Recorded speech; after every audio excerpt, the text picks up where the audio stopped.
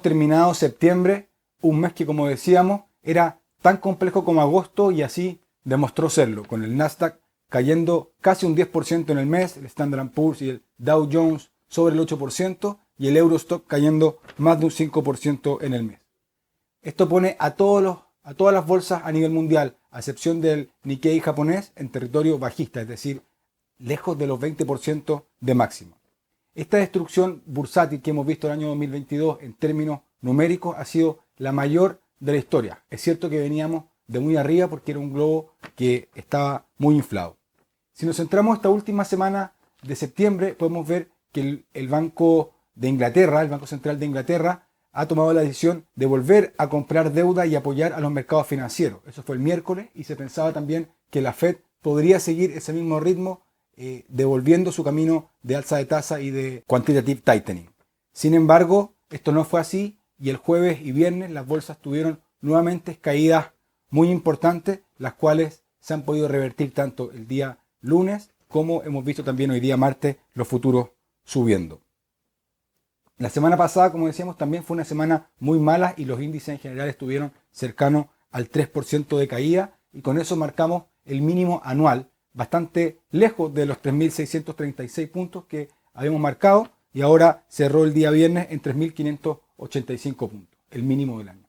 Sabemos que ese número está alejado de lo que estamos viendo en estos momentos en los mercados, sin embargo lo importante es preguntarnos por qué se han producido estas caídas. Y la verdad que hay varios motivos. El primero, como hemos conversado, es el lenguaje duro de los miembros de la Fed, que no solamente ya es Jerome Powell, sino que también son otras personas muy importantes como James Bullard o Lael Brainerd, por ejemplo, que han seguido con ese tono de estar comprometidos con la inflación y no necesariamente con los mercados. Esa put de la Fed que había hablado hace varios años Jerome Powell está quedando en duda y se está esperando ese pivote de la Fed. Pero ¿cuándo va a ser ese pivote de la Fed?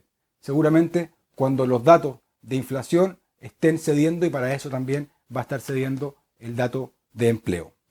Una segunda noticia o un segundo aspecto a considerar en estas caídas de la semana pasada tiene que ver con malos datos económicos y malos datos empresariales en general. Hemos visto como el Banco Mundial sigue alertando de menor crecimiento, ya está hablando de un 2,8 para el próximo año y con China en la contracción a la cabeza. En cuanto a las empresas, vimos que Nike también hizo una alerta respecto de sus resultados el jueves pasado y también Apple sufrió una corrección importante después de las estimaciones de Bank of America y cayendo incluso un 5% en esa jornada. Y la tercera causa también muy importante es la falta de estabilidad geopolítica. No vemos muy factible que termine en el corto plazo la guerra entre Rusia y Ucrania. Se está hablando mucho de armamento nuclear, de posibles accidentes. Esto también ha estado afectando, por supuesto, a la inflación y a los precios de la energía.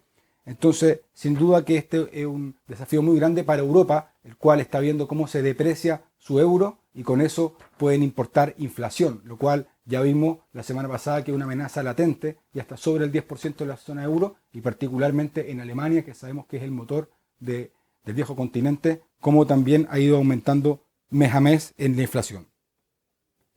Con este trasfondo, es normal que la Fed siga decidida en su quantitative tightening, es decir, ir retirando liquidez de los mercados, además de subir la tasa de interés. Ya sabemos que está proyectado un 4,4% para fin de año, algo que no estaba descontado en los mercados en la última reunión. Aún a riesgo de equivocarnos, pensamos que la Fed va a esperar a que bajen los precios, como decía anteriormente, y que así baje la inflación, aunque esto afecte en el mercado laboral.